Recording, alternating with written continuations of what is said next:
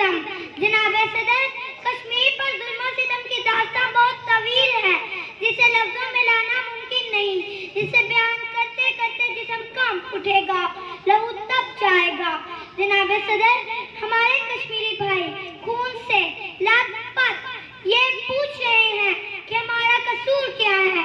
सन 1947 से लेकर अब तक 5 लाख से ज्यादा कश्मीरियों को शहीद किया गया।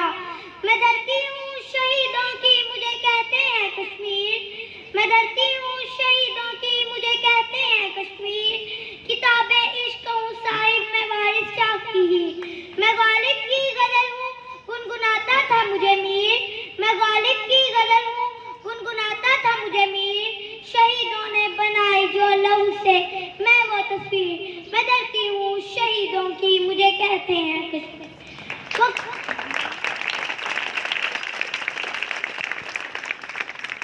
वो कश्मीर जिसमें दिल फरेब और दिलकश मनाजिर हुआ करते थे, आज जल रहा है।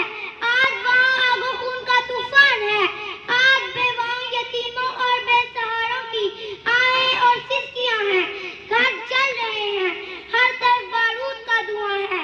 अब आली वकार, अब ये धुआं रहने वाला नहीं है, जल्द ही मिटने वाला है। जुल्म सितम के अंधेरे छट जाएंगे और हमारे कश्मीरी भाई भी सुख का सांस ले पाएंगे इंशाअल्लाह।